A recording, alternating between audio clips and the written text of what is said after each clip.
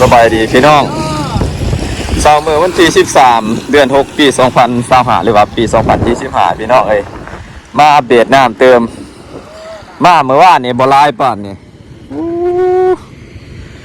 เบิ่งเอาสภาพน้ำนะพี่น้องก็สิเห็นเมื่อวานนี่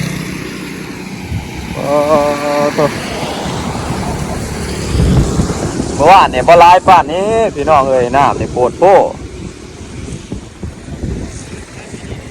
สิท่วมแต่โพดปีแหละเขาน้ำ3ป่านี่สิยังบ่เนี่ยนี่โอ้ขนาดอันนี้เขาจะหาเจ้าหาจับกี่นายเมื่อวานนี่สวนเขาเจ้าแถวนี่นี่ยังบ่ทันได้ท่วมเมื่อวานนี่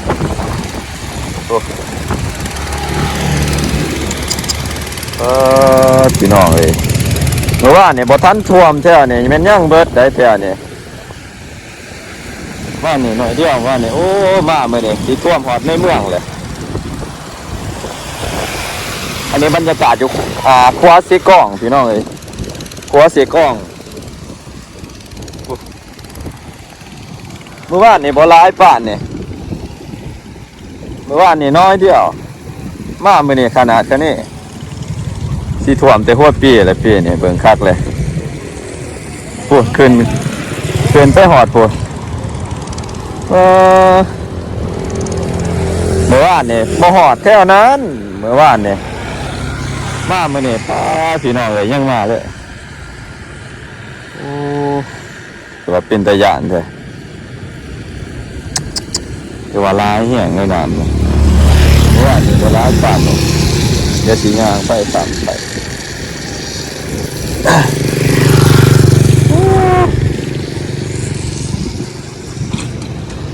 ตอนนี้10 โมงเบิ่ง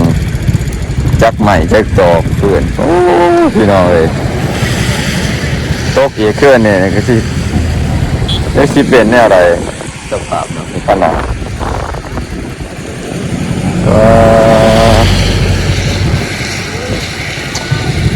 ดเพราะว่าเนี่ยบ่หลายปานเนี่ยน้ำนี่ตัวมาเมื่อนี่เป็นตะยานแห้ง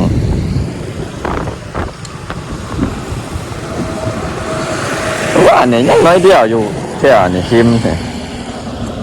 ก็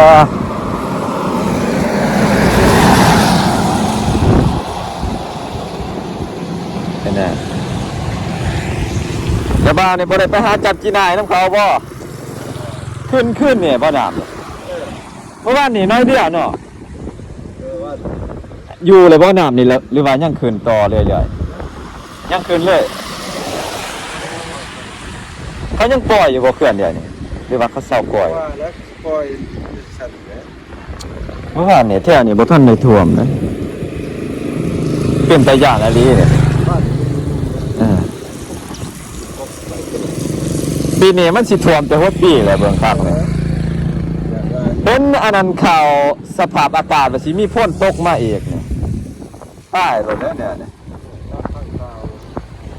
ข่าวมานี่นะฮอดวันที่เท่าไหร่ฮอด16วันยังอีก3 วันพี่น้องเอ้ยเขาก็เบิ่งแต่ข่าวใน Facebook วัดมาเห็นเนี่ยเขาจะปล่อยน้ำขนาดถ้าฮอดวันที่16กะลีเนี่ยโอ้ยอัตตปื้อเนี่ยสิท่วมตัวเมืองเนาะพ่อเนาะอันนี้ในตัวเมืองในบอนพื้นที่มันต่ำเนี่ยบางทีท่วมได้เนี่ยตัวเมืองเนี่ยน้ำมันมาเรื่อยๆพี่น้องเอ้ย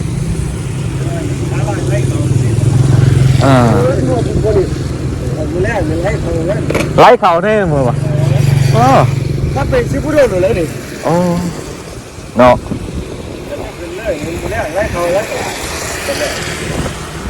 กันไล่เขาตลาดนี่เกี่ยวอพยพเลยเนาะกันขึ้นท่วมใช่ไหมแถวในเมืองนี่ก็เกือบมีบ่อยบอลมันโนนสุดแถวในเมืองโอ้โดยเป็นตะยานอะไรเลยอันนี้คือหอดห้วยผอกเลยได้นะซื้อมาค่อยกันบ่ขนาดเพื่อนซื้อกระมานปล่อยในปะทะกันโอ้ยค่อยกับพระเพื่อนซื้อกระมังยิ่งใหญ่ร่วมไปพระไม่ได้ เคลื่อนใช้กระหม่อมปล่อยนี่โอ้ถ้าน้ำมันหนึ่งเหรอคันเขาปล่อยอ่ะ ขนาดเป็นตะยานนี่ดี เอาเราเมื่อเพียง7 เดือนที่เราที่สั่งหัวห้วยสั่งห้วยกิโลห้วยละพันคือบอกไอ้สั่งอย่าห้วยหัวนี่นะ อ๋อ รถผู้ใดข้ามบ่ได้เดือนนี้ โอ้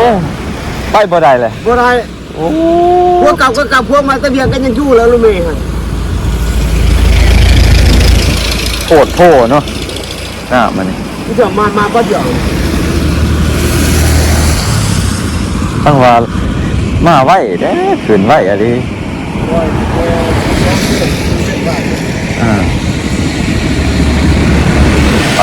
เลยอยู่พี่น้องเองมันสิท่วมตัวเมืองเลย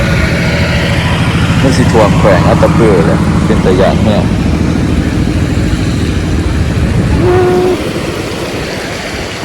ขนาด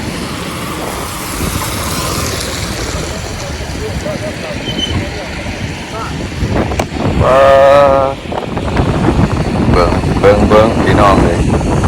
ฟังนี่แท้เนี่ยแม่นบ่ทันท่วมเมื่อวานเนี่ยมาเมื่อนี่ผู้ชมน่ะนี่อีกจักหน่อยก็สิไหลเข้าตลาดแล้วพี่น้องเอ้ยอีกจักหน่อยก็สิไหลเข้าตลาด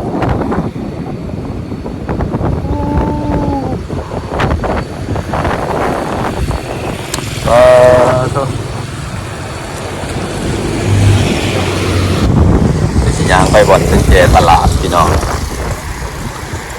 สีท่วมคักๆเลยโตเกียเคลื่อนเนี่ยผมมีเรือตัวเมืองนะแต่เปื่อยโอ้ทุกไหลแห้งโอ้ทุกอันนี้อยู่ครัวซีก้องสีฟ้าเบื้องน้ำเนี่ยถ้าว่ามันท่วมตัวเมืองเนี่ยมันก็สิท่วมเบิดทางบ้านเฮาไห้หน้าเฮาก็สิท่วมเบิดเลยละเพราะว่าพื้นที่ต่ำเนี่ยอยู่หั่นนี่ถ้าเบิ่งต้นแรงพี่น้องต้นแรงนะมันสิท่วมตลาดบ่พี่น้องเอ้ยโอ้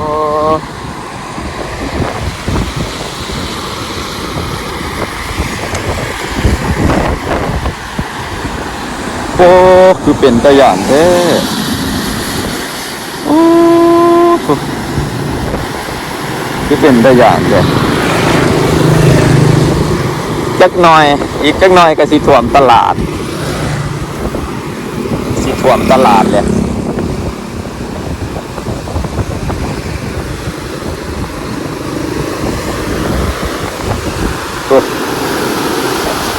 โอ้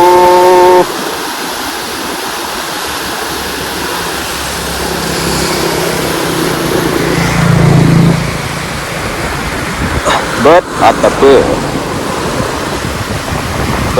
ออีกจังหน่อยมันก็สิท่วมแล้ว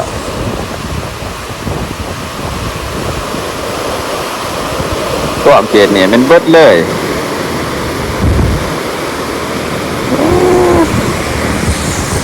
ขนาดเมื่อวานเนี่ยบ่ร้ายปานเนี่ย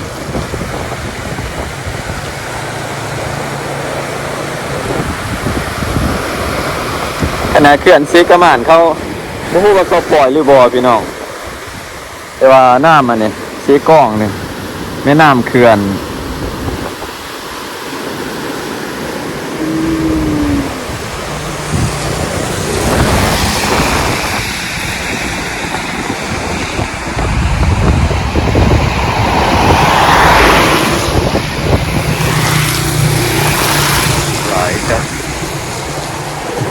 สิท่วมตัวเมืองอัตตปือแล้วเนี่ยพื้นที่ต่ำในเกี่ยมเลยเนี่ย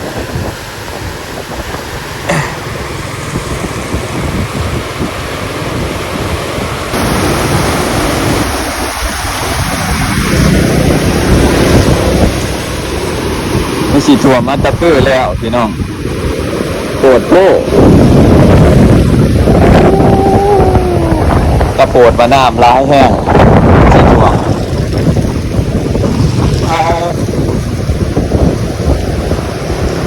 จ๊ประมาณเนี่ยเจ๊กล้อง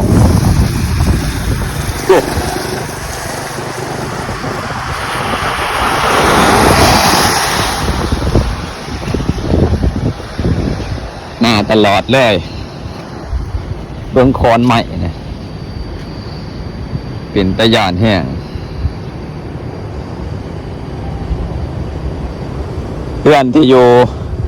มออันนั้นกินเซ่เนี่ยโอ้ยพี่น้องเอ้ยเกี่ยมใกล้ๆสิท่วมตลาดแล้ว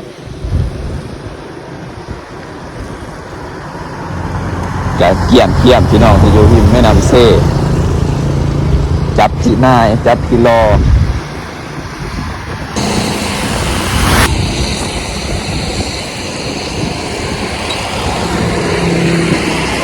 เพื่อนที่อยู่ใกล้แม่น้ำลำเซ่เนี่ยโอ้เบิ่งใหม่อยู่แม่น้ำไก่แม่น้ำขึ้นแห้ง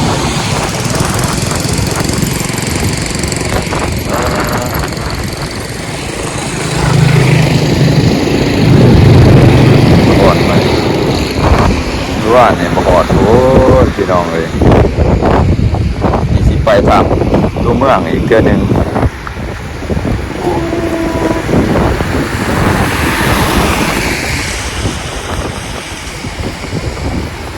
น้ำสิท่วมแล้วอาจจะเปื้อบัดเนี่ย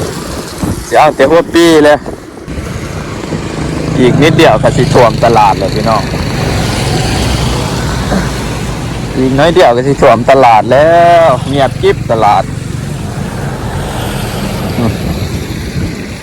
ถึงหน่อยก็สิขึ้นนี่ไหลเข้าตลาดนี่แม่นแล้วโลดสิท่วมตลาดเลยสิท่วมตัวเมืองเป็นระยะครับเพราะว่ายังพออันนี้6 เมตรก็สิได้สิท่วมแล้วก็สิลุกนั่นนี่ขึ้นเบิ่งน้ำเป็นตะยานคักนะตอนแรกนี่กันว่าเขาปล่อยเลยท่วมแท้เนี่ย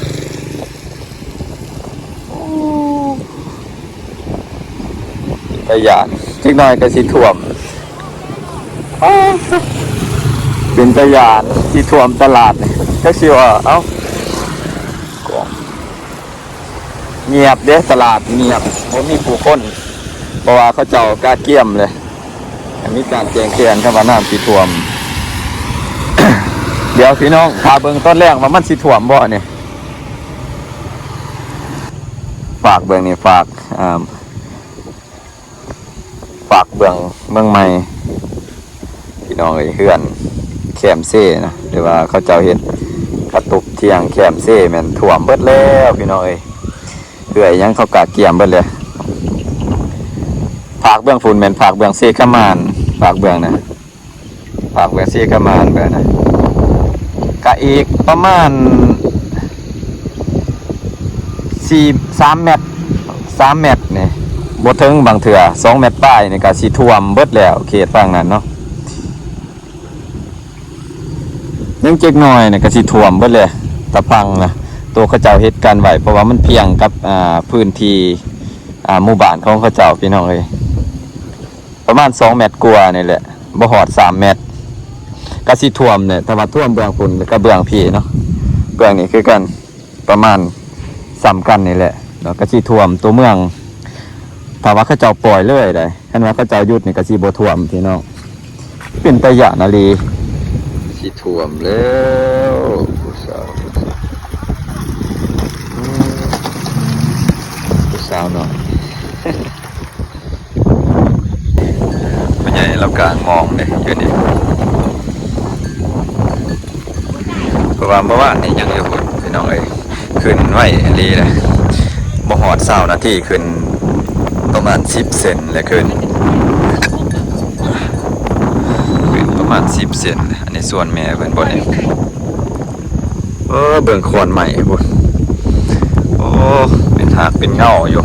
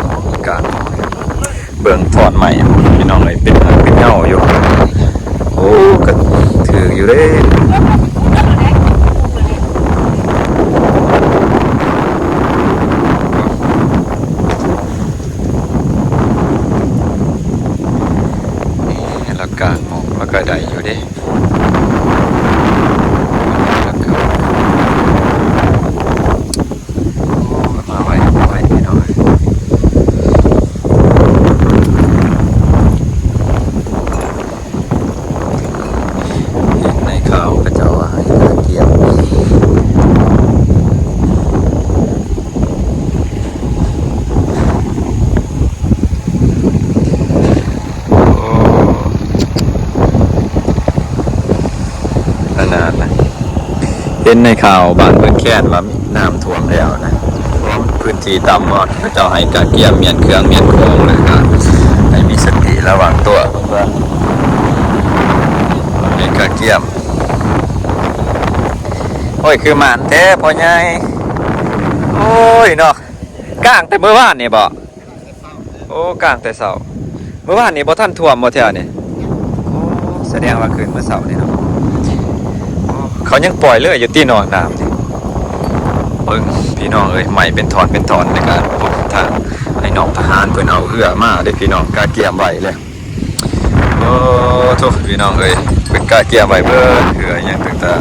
ๆให้น้องทหารเพิ่นเด้ไปเอาเอื้อลงแล้วก็เพิ่นสิแบบว่าเตรียมไว้นะแบบว่าเตรียมรับมือกับย่านน้ำสิท่วมเพราะว่าทางเขตอันนั้นบ้านเวิร์นแคนเขาว่าท่วมแล้วพี่น้องเอ้ยคลิปนี้เอาซ้ำนี้ก่อน